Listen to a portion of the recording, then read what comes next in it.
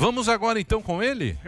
Com o amigo do professor Vila? Rodrigo Constantino, diretamente dos Estados Unidos. Olha o Constantino. E aí, está sabendo aí de Baltimore? Aí parece que teve um acidente aí, um incidente. Tudo bom, Emílio? Boa tarde a todos. Não tô sabendo de nada, não. Soube agora diretamente pelo Sami. É isso aí, Sami. Eu tô aqui, é a Mariana, eu tô tentando falar com ela pra... Boa, para passar pra gente a informação aí pra vocês. Professor Vila, tem alguma pergunta? Sim, é difícil, né? Eu perguntar para um sujeito que não sabe nem o que escrever com lápis, né? Mas vamos lá, o senhor, o que foi falado na internet, né? O senhor ficou defendendo, aliás, defende o Mandrião todo santo dia. Não sei como o senhor gosta tanto dele, parece seu próprio pai, né? Dia dos Pais, o senhor deu um presente para ele, né? Mas vamos à pergunta. O senhor ficou discutindo que ele não é o responsável pelas 100 mil mortes do Covid. Para mim, ele porque estamos no meio de uma pandemia sem o ministro da Saúde. Eu queria que você respondesse por que o Mandrião, esse incapaz e picareta, não é culpado por essas 100 mil mortes, Constantino. Vamos lá, professor Papagaio. Boa questão. Olha, na verdade, eu acho que todo mundo é livre para criticar, e criticar bastante a gestão do governo federal ou a postura do presidente durante a pandemia toda. Vamos debater com base em argumentos, em fatos, né? Houve erros, houve talvez uma diminuição da gravidade, em que pese o fato de o governo federal ter, sim, dado todo o auxílio possível a estados e municípios e uma decisão do Supremo Tribunal Federal ter, de alguma forma, esvaziado esse poder decisório e delegado aos próprios estados o controle da pandemia. Mas o governo fez muita coisa, pode ter deixado de fazer outras, e esse debate é legítimo. O que não é legítimo é daí pular para uma conclusão que é um salto quântico sem nenhum sentido, que responsabiliza basicamente o presidente pelas 100 mil mortes. Isso é pura demagogia, isso é transformar a pandemia em palanque para tentar desgastar um presidente e um governo. Veja, nós podemos falar aqui que quando o ex-ministro Mandetta mandava todo mundo ficar em casa até apresentar sintomas mais fortes, isso pode ter acarretado mortes desnecessárias. E nem por isso ficamos chamando o Mandetta de genocida ou culpando o ex-ministro pelas mortes. Ele, ao contrário, está falando que foi, sim, fundamental a má gestão do presidente para levar a esses óbitos todos. Isso é politicagem. Politicagem. Nós também podemos questionar, desde feito muito isso, as diretrizes da OMS, que o governo federal no Brasil considerou uma pandemia, uma situação grave, antes mesmo da OMS considerar a pandemia, porque a OMS foi que nem o Rubinho Barrichello, né? Foi muito atrasada nesse aspecto, né? Então, veja, de novo, você condenar a postura, a fala da gripezinha, o exemplo que ele talvez tenha dado em sair sem máscara para a padaria, sendo que várias manifestações depois aglomeraram um monte de gente para protestar contra o governo dele. E aí a mídia falava outro discurso, né? Manifestações pró-democracia contra o governo. Aí o foco não era aglomeração, ausência de máscara, nada disso. Então, há sim críticas legítimas, erros e acertos, como é natural numa pandemia dessas. O que separa pessoas decentes de indecentes oportunistas é você realmente sambar em cima de 100 mil cadáveres para fazer esse tipo de politicagem barata e culpar o presidente praticamente pela pandemia toda. Quer dizer, as mesmas pessoas que não falam da China, porque temos que ser pragmáticos, não podemos falar do regime chinês, são aquelas que culpam o presidente pelas mortes. Isso aí é abjeto, é absurdo, é indecente, e o povo percebe. Então, mesmo aqueles que poderiam estar criticando o presidente se colocam na defensiva, porque eles veem lá uma grande emissora dedicar 5 minutos do seu horário nobre para fazer toda uma narrativa que pinta o presidente como algo pior do que o vírus chinês, e as pessoas percebem o truque, percebem a demagogia e ficam até na defensiva. Então, eu acho que tudo isso está servindo para cair muitas máscaras no meio dessa pandemia e a população está vendo. É um jogo muito baixo, é um jogo muito sujo e isso vai ter um efeito bumerangue. Todos esses que estão fazendo isso vão ser cobrados nas urnas. Mas você não acha que isso era inevitável, Constantino, virar política essa pandemia? Emílio, de certa forma, sim. De certa forma, sim. Muita gente desde que eu estou nessa militância aí de causa liberal e tudo, muita gente sempre me perguntou, e aí, você vai ser candidato a alguma coisa? E eu sempre respondi assim, pô, você não gosta de mim, né? Eu não sou contra a política é necessária, nós temos que ter a via política para resolver coisas públicas, né? Mas, normalmente, via de regra, quando o sujeito vira político, ele sacrifica, acima de tudo, um mínimo de decência. É muito difícil você se tornar um político e conseguir manter, né, uma postura de decência. Então, é verdade que o jogo não é para amadores, é verdade que as pessoas usam mesmo golpes baixos, mas, Emílio, eu acho que tinha que haver um limite. Eu acho que tinha que haver um limite. Uma coisa é do jogo, você tentar puxar a sardinha mais para o teu lado, culpar o teu adversário mais por outro. Agora, veja a incoerência.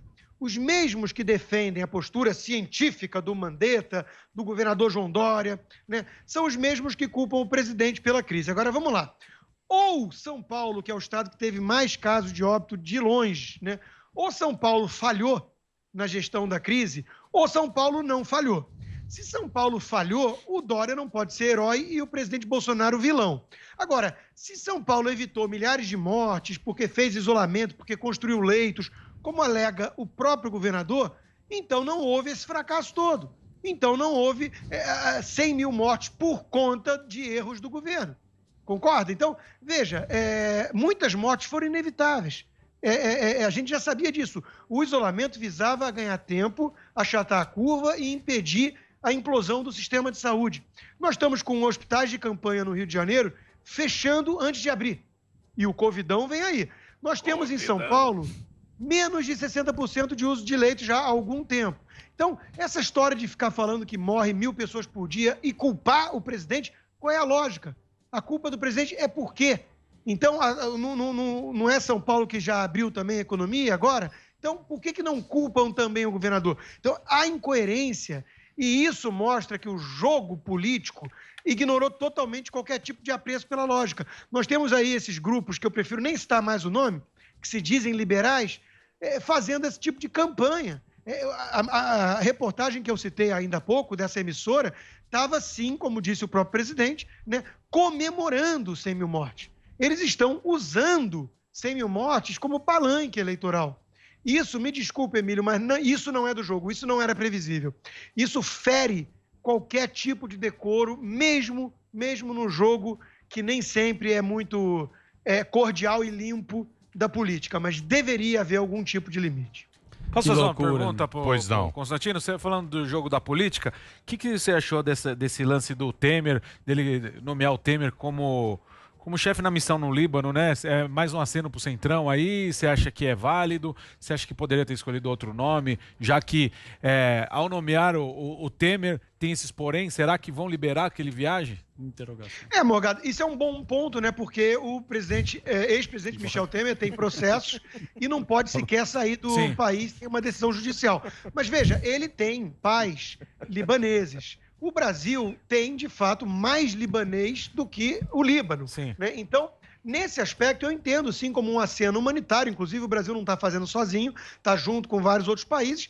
E o presidente Bolsonaro quis prestigiar essa comitiva, que vai mandar materiais de ajuda, arroz e tudo, colocando um ex-presidente da República que tem laços com o Líbano, que inclusive tem uma rua com o seu nome lá numa vila, né, onde os pais dele teriam vivido ou nasceram.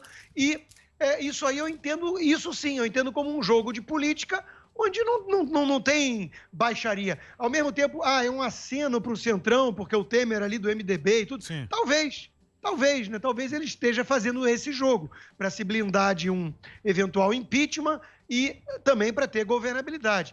Isso tudo eu acho que é do jogo. Assim como é do jogo criticar isso. Quem é oposição tem que criticar a aproximação do presidente com o Centrão. Tem que criticar, apesar de ter alguma incoerência aí também, porque falavam que ele queria governar sozinho, que ele não articulava com o Congresso, que não tinha diálogo. Agora que tem, ele também é condenado. Então não tem muita alternativa, né?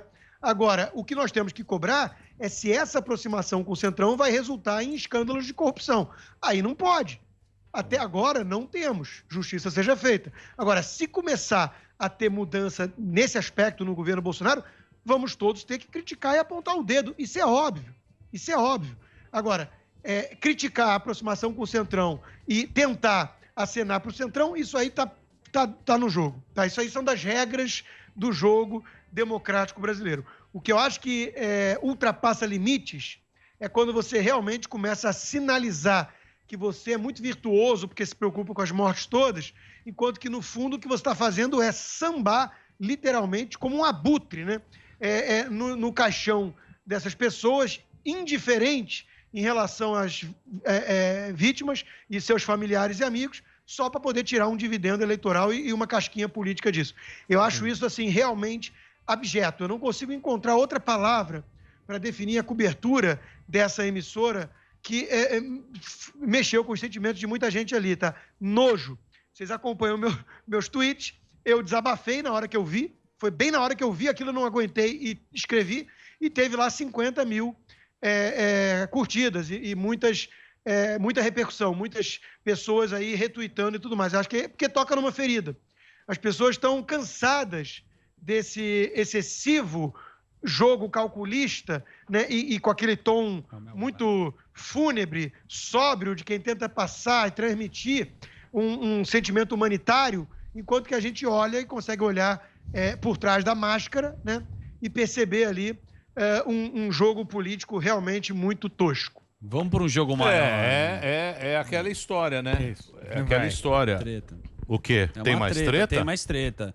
Não, mas esse negócio... Você acha que vai colar no Mandrião? Você acha que vai colar no Mandrião o genocida? Ou você acha que o povão... Ou você acha que o povão já sacou, que tem o futebol... Tem muita coisa por trás disso. Tem a canhota, que é ganhar, lógico. É política. Quem manda o dinheiro. O Xurxo falava. O Xurxo disse. Nunca desperdice uma crise. Exatamente. Jamais desperdice. Essa é uma crise boa. Errou em tudo, mas nessa frase ele acertou. Mas você acha que pega no Mandrião? Ou você acha que o povão sacou? Ele saca essa... Quando ele percebe o game. Ele percebe. As últimas pesquisas mostram um presidente resiliente. É claro que tem uma mudança de público. Ele conseguiu mais aderência nos redutos petistas do Nordeste. E isso se deve muito aos planos de auxílio do governo federal. Mas ele mostra, sim, resiliência. E, em boa parte, porque a turma vê esse jogo sujo. É o exemplo do Mandetta fazendo esse discurso demagogo. E o próprio Moro. Embarcando nessa, né? Então, acho que as pessoas percebem, sim, quando há um uso escancarado da situação para fazer politicagem, né? Isso, para mim, é um exemplo, inclusive, é uma das razões do sucesso do Bolsonaro. Ele é visto, ele é percebido pelo povo como alguém muito mais genuíno. E as pessoas estão cansadas dessa coisa muito marqueteira. E a gente pode entrar na outra treta já do dia que eu publiquei também, né? O Fábio Porchat tendo que se ajoelhar no milho e admitir que ele é um racista em recuperação. Veja... Em reconstrução, querido. Foi isso que eu falei, em reconstrução. Em reconstrução. As pessoas percebem quando a narrativa é feita, sob medida, para agradar uma plateia. Quando não é sincera. Quando a coisa não é sincera, quando a coisa é feita por um marqueteiro, né? É a Anitta falando de fique em casa e que aprendeu que o pum da vaca é ruim para o meio ambiente. Aí vai lá fazer show na Itália rebolando. Então, as pessoas estão um pouco cansadas do excesso de hipocrisia. O que pegou para o Moro, né? É exatamente isso. Ele se tornou um personagem de rede social que não parece nem um pouco crível. Que não é uma coisa genuína, que ele não está ali escrevendo aquilo que ele realmente pensa. É tudo muito pensado antes para agradar certos públicos. Então, eu acho que nesse aspecto, Emílio, essa história de tentar colar no Bolsonaro o genocida sociopata que não liga para 100 mil mortes, isso aí, quem usar da forma que está usando essa narrativa, eu acho que esses é que vão pagar um preço alto nas urnas. Você acha que é tudo Marlene Marketing? Esse negócio aí dos caras do... Agora vou me desconstruir. Marlene Marketing? É Marlene Marketing? Não, acho que... Você que é amigo lá, Zuzu. De quem? Você está desconstruindo o quê? Não, eu acho que o cara, quando ele posta isso, muitas das pessoas se apropriam pelo rótulo. A gente sabe que quem manda é o dinheiro e a publicidade. Mas tem gente que acha e quer participar da campanha. No caso do Porchat, eu não tenho uma opinião. Acho que o cara foi, porque ele acredita. Ó, um pé em ele cada acredita. canoa, hein? Ele acredita. O Gordão tá bravo com ele. O Gordão tá bravo. Eu tô bravo. O meu lance é só dos gordos. Agora esse assunto sabe o que eu queria saber do Consta? Só pra dar uma rodada. Eleição americana, Nossa, uma guerra fria, comercial. Rápido. Mudou, você vê? Velocidade de pensamento. Tem uma outra. Zé Mourinho, O cara tem que deixar uma portinha no Multishow aberta. Uma portinha dos fundos. Sabe por quê, Consta? Constantino, você Eu não vou trabalhar com um cara que não teve Dia dos Pais. Tem que deixar a porta dos fundos. A portinha dos fundos. O cara deixou uma portinha ali no Multishow. Olha, vamos mudar de assunto. Um abraço pra Mônica, diretora do Multishow. Mônica, parabéns pelo seu lindo trabalho no Vai Que Cola. Voltando pra você. Que loucura, hein? E essa treta aí, cara? Porque tem China e Estados Unidos, a gente vê lá, a China não tá muito feliz com o Trump e a Rússia tá batendo agora no Biden, né? Como é que vai ficar essa história das eleições? Então, tem uma novidade em relação a isso, né? Que a Nancy Pelosi, que é a líder da Câmara, dos democratas na Câmara, né? Ela dando uma entrevista, soltou, né? Aquele ato falho, ela soltou ali que a China prefere o Joe Biden presidente. E isso é a melhor campanha que tem para o Trump. É exatamente isso. A gente sabe que a China prefere os democratas no poder porque o Trump está batendo de frente com o regime. Agora, é bom ou ruim bater de frente com o regime? E tem aquela turma toda do deixa disso, pragmatismo e tudo. E tem aqueles que conseguem perceber um pouco mais adiante no tabuleiro de xadrez da geopolítica e falar o seguinte: a China hoje é um perigo, é uma ameaça para o mundo livre. Então é bom que tenha um presidente que representa de alguma forma uma barreira a esse avanço da China. Essa história do TikTok. Isso aí tem coisa boa e coisa ruim, tem algumas coisas esquisitas do Trump mesmo, de querer um naco pro governo e tudo, mas você desconfiar da postura do regime chinês nisso tudo, na questão de tecnologia, de rede social, isso é mais do que legítimo, isso é necessário. Nós sabemos como é que operam os comunistas desde a época da Guerra Fria, desde a época dos soviéticos. Então, todo cuidado é pouco. O seguro morreu de velho. Tem que ter um ou dois pés atrás. E os democratas estão, claro, a Nancy Pelosi soltou a pérola aí, eles estão muito mais alinhados, digamos assim, com o regime chinês nesse aspecto. Então, eu acho que isso aí ganha pontos para o Trump, assim como ganha pontos o que está tendo de escalada de violência em alguns lugares. Nós temos algumas cenas chocantes em Chicago também, um pessoal do Black Lives Matter apoiando ali um carro, um Audi, né? Como a elite revolucionária e rebelde, né? O sujeito pega um Audi e joga ali, não dá para entender muito bem se é uma loja, alguma coisa, quebrando e a turba toda em volta vibrando. Chicago está dominada pela violência. Essas cidades que têm gestão democrata há muito tempo estão aí flertando com o caos, com a anomia. Isso virou o principal slogan de campanha do Trump. Todo santo dia, isso não é hipérbole, isso não é exagero, todo santo dia o Trump vai lá e tuita. Lei e ordem. Já é a grande bandeira de campanha dele. Ele mudou de economia para isso, para segurança. Então, ele está percebendo que a população média está preocupada com o andar da carruagem nos Estados Unidos. E deveria, porque esse pessoal está atiçando os ânimos mais rebeldes e ressentidos nesse país para poder subverter a ordem, né? E isso não costuma acabar bem. Imagina nós aqui, dirigidos por um genocida mandrião. Se vocês estão preocupados, imagina aqui. Constantino, obrigado pelo papo, hein? Depois nós vamos ajoelhar no milho. Eu vou comprar um milho bom. Resgatar as fotos antigas. E eu vou trazer um milho aqui, nós vamos ajoelhar. Eu vou ser o Gordão e o Porchat. Eu sei, querido. Vamos fazer. Eles tentam cancelar todo mundo, só que tem dois tipos de pessoas. Tem aqueles que se curvam de forma um tanto acovardada diante dessa patrulha, que aqui nos Estados Unidos a gente chama de woke, que é a turma politicamente correta, e tem o pessoal que ignora. Né? Eu acho o seguinte, você, se não ignorar de certa forma, você vai ser refém desse troço, porque eles nunca vão estar satisfeitos. Você dá a mão, eles querem o braço. Você vai se tornar refém da patota e da patrulha. Eu não gostaria de viver assim, deve ser terrível. Tá louco. Obrigado, Constantino. Um abração pra você. Emílio, Boa. temos uma imagem. Marília lá. Mendonça. Uma imagem? É uma imagem que aconteceu. Teve um vazamento de gás, aparentemente, numa zona residencial de Baltimore, que fica lá em Maryland, né, no estado. 200 bombeiros nos locais. Uma mulher foi a óbito, 5 já resgatados nos escombros. E aqui a imagem, ó, foram 3 casas, então explodiu uma. Dá pra ver 3 casas. E aí a gente... Boa. Boa, obrigado, Sami. Valeu, Notícias trazendo aí diretamente informações. dos Estados Unidos, aí explosão em Baltimore.